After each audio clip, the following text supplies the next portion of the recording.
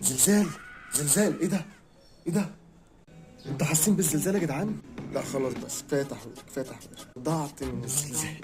اه يا جدعان، في زلزال حصل لمدة تقارب 25 ثانية. المشكلة مش عندنا، هي في دولة تانية بس أثرت علينا، غالبا اليونان. تخيل البحر المتوسط حصل من الوقت اللي هو 3 ل5.